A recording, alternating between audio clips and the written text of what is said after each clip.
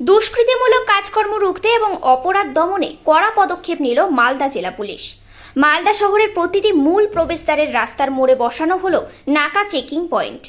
পরবর্তীতে এইসব নাকা চেকিং পয়েন্টে বসানো হবে সিসিটিভি ক্যামেরা। এই নাকা চেকিং পয়েন্টগুলিতে একজন এএসআই পদমর্যাদার পুলিশ অফিসার, তার সাথে বেশ কয়েকজন সিভিক ভলেন্টিয়ার ও পুলিশ কর্মী নজরদারিতে যুক্ত থাকবেন।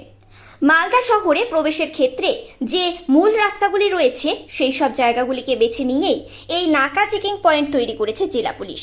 এর ফলে সন্দেহজনক গতিবিধির যে কোনো যানবাহন অথবা মানুষদের দাঁড় করিয়ে তদারকি চালাতে পারবে কর্তব্যরত পুলিশ অফিসার ও কর্মীরা।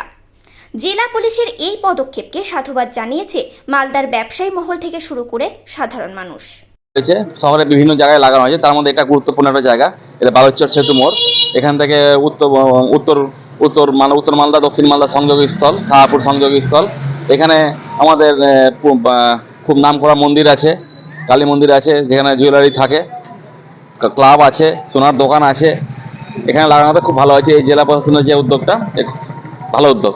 বিভিন্ন ধরনের যে দুর্ঘটনা, দুষ্কৃতিমূলক কাজ চলে, যে পুলিশ থাকবে এখন, কি বলবেন? হ্যাঁ, দুষ্কৃতিমূলক কাজে পুলিশ রাতে পুলিশ থাকে, সারাদিনই পুলিশ থাকে, সিভিক থাকে, প্লাস ক্যামেরাও লাগানো হয়েছে। এটাও তো একটা ভালো উদ্যোগ। পুলিশের এই উদ্যোগ, হ্যাঁ, পুলিশ উদ্যোগকে সাধুবাদ জানানো হচ্ছে।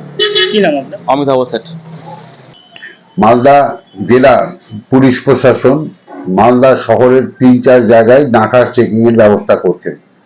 মালদা মার্চেন্ট চেম্বার অফ কমার্সের পক্ষ থেকে আমরা তাদেরকে সাধুবাদ জানাচ্ছি যে মালদা শহরে যদি নাকা চেকিং ব্যবস্থাটা হয় তাইলে কিন্তু যে কোনো মানুষ শহরে সহজ করে ঢুকতে পারবে না, এবং ব্যবসায়ী এবং সাধারণ মানুষ প্রত্যেকটা মানুষই কিন্তু নিরাপত্তা বুঝতে পারবে, তাদের নিরাপত্তা সুরক্ষিত থাকবে। এবং আমরা মালদা জেলা পুলিশ প্রশাসন যে উদ্যোগটা নিয়েছে নাকা চেকিং এর ব্যাপারে, Malda merchant chamber of commerce এই नाका चेकिंग के আমরা স্বাগত জানাচ্ছি। शहर में हम लोग basically entry and exit points को आइडेंटिफाई আমরা मतलब শহর के বাইরে থেকে যে এন্ট্রি এক্সিট পয়েন্ট হচ্ছে ওটা আমরা মার্ক করেছি কি যেখান থেকে বেশি আমরা দেখছি কি ওখান থেকে এন্ট্রি হতে পারে, আর যদি এক্সিটও কেউ করতে চাইছে তো ও পয়েন্ট ক্রস যেতে হবে। তো এর জন্য আমরা কিছু পয়েন্টসকে মার্ক করে আর কিছু আমরা কিছু শেল্টার ওখানে তৈরি করেছি, বেসিকলি ডিউটি আউটপোস্ট পয়েন্ট, যেখানে আমরা নাকাও করতে পারি আর যেখানে আমরা মতলব চেকিংও করতে পারি, সারপ্রাইজ চেকিংও করতে পারি।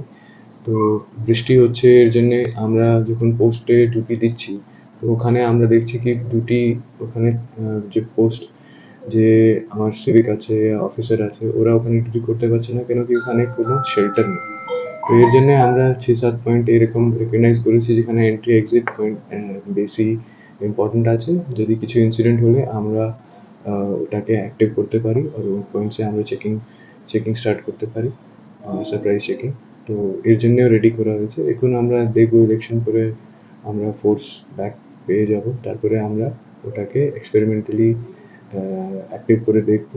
কিছু ড্রিল মতলব মক ড্রিল টাইপস করবো কি কত টাইম লাগে আমাকে मतलब ডিপার্টমেন্টকে রেসপন্ড করতে, ওখানে मतलब পোস্ট ধরতে কত টাইম লাগে, আর তারপরে আর কোনো যদি এন্ট্রি এক্সিট এরকম যদি থাকছে তো ওটাও আমরা কভার করার চেষ্টা করব। সেটা যে দুষ্কৃতিমূলক কাজ সেগুলো রোখার জন্য কি নাকা পয়েন্ট? হ্যাঁ, basically it's response system and prevent system. Response সিস্টেমে যদি কোনো ইনসিডেন্ট হয়ে গেলে আমরা কিভাবে আটকাতে পারবো, আর যদি আমরা আগে থেকে খবর আসছে কি এরকম কোনো ইনসিডেন্ট হতে পারে তো এর জন্য প্রিভেন্টিভ চেকিং কোথায় কোথায় করতে পারি এটা হচ্ছে।